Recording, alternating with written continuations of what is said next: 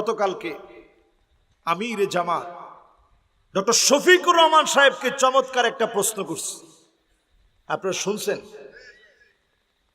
প্রশ্নটা শোনার পরে আমি নিজে একেবারে বিশ্বাস করেন থমকে গেছি যে উত্তরটা কি দিবে। সাংবাদিক প্রশ্ন করছে যে এত বছর আপনারা তো অনেক ইসলাম প্রতিষ্ঠার জন্য কাজ করছেন, কই ইসলাম তো প্রতিষ্ঠা হইল না। জামাত ইসলামী কত বছর ধরে কাজ করতেছে, ইসলামপন্থীরা কত বছর ধরে কাজ করতেছে, কই কিছুই তো হলো না। তাইলে কি আপনাদের কর্ম পদ্ধতির ভিতরে কোনো ভুল আছে? রাজনৈতিক পদ্ধতির ভিতরে কি কোনো ভুল আছে? আমি সঙ্গে সঙ্গে একটা উত্তর ঠিক করলাম নিজে নিজে। আমি হইলে কি উত্তর দিতাম? আমি হলে সাংবাদিকের এই তাৎক্ষণাৎ প্রশ্নের উত্তর, যেহেতু লাইভ অনেক টেলিভিশনে প্রশ্ন উত্তর দিতে হয়, আমাদের লাইভ প্রোগ্রামগুলো যখন করি লাইভ উত্তর দিতে হয়। আমি মনে মনে একটা উত্তর স্থির করলাম যে আমি হলে উত্তর কি দিতাম। আমি হলে উত্তরে বলতাম যে স্বাভাবিক কবে ক্ষমতায় আমরা আসব অথবা ক্ষমতা কবে পাবো, এই ক্ষমতা পাওয়ার জন্যে আমরা তো রাজনীতি করি না। আমরা রাজনীতি করি কার জন্যে? আরে কথা কয় না, কার জন্যে? তো আমরা যেহেতু আল্লাহর জন্য করি, পার্লামেন্টে কোরআন যাবে আল্লাহর জন্য, আল্লাহর দিন কায়েম হবে, এই চেষ্টা করার দায়িত্ব শুধু আমাদের। আস-সাইয়ু মিন্না ওয়াল ইতমামু মিনাল্লাহ, চেষ্টা আমাদের পক্ষ থেকে হবে, পরিপূর্ণতা যিনি দিবেন তিনি কে? আমি উত্তর দিতাম এইভাবে। ডক্টর শফিকুর রহমান সাহেব তিনি যে উত্তর দিচ্ছেন আমি সাথে সাথে অভিভূত হয়ে গেছি। তিনি উত্তর দিতে গিয়ে বললেন, প্রিয় ভাই আমার, বাংলাদেশে 92% মুসলমান আছে। এই 92% মুসলমানের দেশে লক্ষ লক্ষ মসজিদ থেকে মুয়াজ্জিন যখন আযান দিচ্ছে, হাইয়া আলাস সালাহ হাইয়া আলাল ফালাহ বলে যখন ডাকতেছে, নামাজের দিকে আসেন, ফালাহের দিকে আসেন, কল্যাণের দিকে আসেন বলে যখন ডাকতেছে, মুয়াজ্জিনের আযানের ভিতরে কি কোনো ভুল আছে? মুয়াজ্জিনের আযানের ভিতরে কোনো ভুল নেই, মুয়াজ্জিনের ডাকার পদ্ধতির ভিতরে কোনো ভুল নাই। 92% মুসলমান সবাই এটা গ্রহণ করে নেয় নাই। ঠিক তদ্রূপ ইসলাম প্রতিষ্ঠার জন্য যারা ডাকছে তাদের ডাকের ভিতরে কোনো ভুল নেই। যারা দূরে আছে বরং তাদের কারণে জমিনে দিন কায়েম হয় নাই। ঠিক কিনা?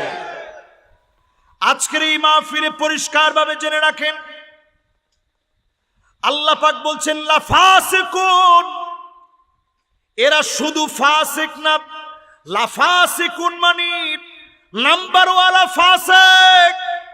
আজ তাকে দেখেন এখনো হাজার হাজার নামাজি এমন আছে, কোরআনের রাজ কায়েম হোক একবারের জন্য তারা স্বপ্ন দেখে না। ঠিক কিনা বলে?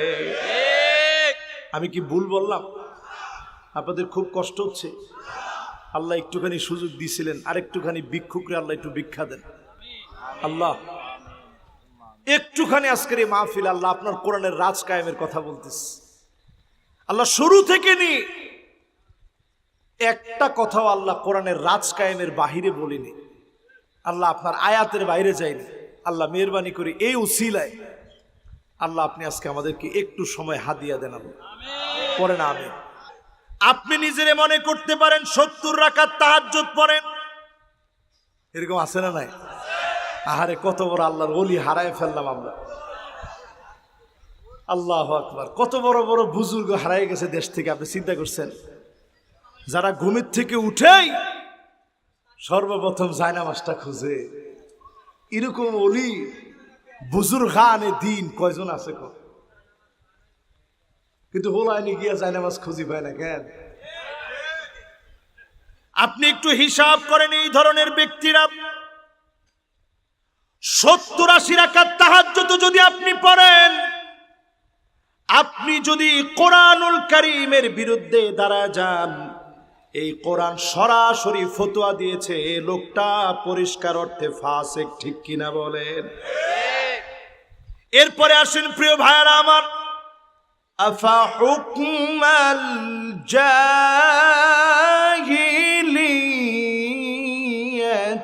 ইয়াবগুন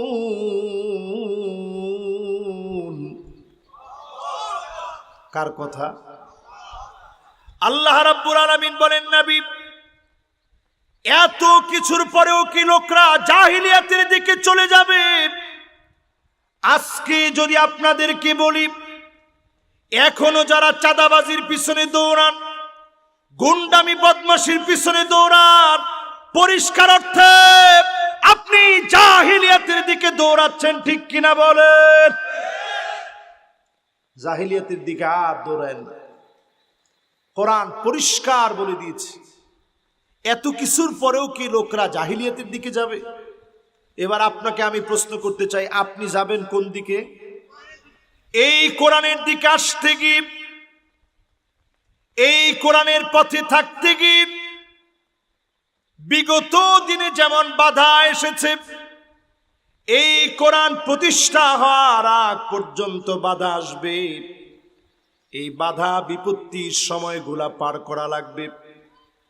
আপনি তাকায় দেখেন, কাদির মোল্লা রাহিমাহুল্লাহর একটি কথা ভাইরাল হয়ে গেছে, তোমরা ফাঁসির মঞ্চে আমাকে নিতে পারবে, কখনো আমার চোখে পানি দেখবে না। যারা আল্লাহর জমিনে দিন কায়েমের জন্য ফাঁসি রশিকে মেনে নিয়েছে, যাদের ত্যাগ আর কোরবানির মধ্য দিয়ে জীবন চলে গেছে, আপনি এই মানুষগুলাকে দিয়ে যিনি দিনকে বিজয়ী বানায় দিবেন, তিনি কি? দিন বিজয়ের জন্য আপনাকে হাতছানি দিয়ে ডাকতেছে, তুই আয়। আজকে যদি আমি সিদ্ধান্ত নিই, এই জমিনে আর জাহালাতের দিকে যাব না, আল্লাহর নবীর সাহাবীদের দিকে তাকায় দেখেন, আল্লাহর নবীর বিচার ব্যবস্থার দিকে তাকায় দেখেন। বিশ্ব নবী আমার দিন প্রচারের জন্য সাহাবায়ে কেরামকে দায়িত্ব দিয়েছে। একজন সাহাবী গিয়েছে দিনের দাওয়াত দিতে, উনি নিশ্চিত জানতো আজকে আমাকে মেরে ফেলবে, কাফের দাওয়াত মেনে নিবে না, প্রস্তুতি নিয়ে নিয়েছেন কখন আঘাত করবে। যেই মাত্র গিয়ে দাওয়াত দিয়েছেন, তরবারিটা দিয়ে কাফের আঘাত করেছে, রক্তগুলা জর্জর করে যখন চেহারা ভিজে যাচ্ছিল রক্ত দিয়ে, মাথার রক্তগুলা টপ টপ করে পড়ে, গালগুলা ভিজে যাচ্ছে, দাড়ি দিয়ে টপ টপ করে ফিনকি দিয়ে যখন রক্তগুলা পড়তেছে, সাহাবীর জবান দিয়ে উচ্চ আওয়াজ বের হয়ে গেল, ফুস্তু রাব্বিল কাবা, ও কাবার মালিক, আমার কোনো ভয় নাই, আমার কোনো আফসোস নাই, আল্লাহর নবীর অর্ডার বাস্তবায়নে এসেছি। কাফের আঘাত করেছে, কাফের আঘাতে ফিনকি দিয়ে রক্ত পড়েছে, আমি বিশ্বাস করি এই রক্তের কারণে যিনি আমাকে কবুল করে নিয়েছেন তিনি কে? আজকে থেকে সিদ্ধান্ত নেন, জাহিলিয়াতের বিচারের দিকে আর যাওয়া যাবে? সবাই বলেন, যাওয়া যাবে? কয় নাম্বার শেষ? মাশাআল্লাহ। কোত্থেকে বলছি এগুলা? কোরআন থেকে, সূরা মায়েদা 49 এবং 50 নং আয়াত। বাড়িতে গিয়ে আরেকটু ভালো করে পড়বেন, আরেকটুখানি বাকি আছে, কষ্ট হননি আপনাদের? আরেকটুখানি কষ্ট দিই, অল্প কিছুক্ষণ, আল্লাহ একটু সময় দিন। আল্লাহ, আমরা ভিক্ষুক, আল্লাহ আমরা মিসকিন, আল্লাহুম্মা হাওয়ালাইনা ওয়ালা আলাইনা, আল্লাহুম্মা আলাল আকামি ওয়াল আজামি ওয়াল যরাবি ওয়া বুতুনিল আউদিয়াতি ওয়া মানাবিতিশ শাজার। আল্লাহ আপনি মেহেরবানি করে একটু সময় সুযোগ দিয়েন, পড়েন আমিন। মাশাআল্লাহ। কত নম্বরে আছেন? মাশাআল্লাহ। কয় নাম্বার? 6 নম্বরের পরে 7 নম্বর, ওয়ামান আহসানু মিনাল্লাহি হুকমা,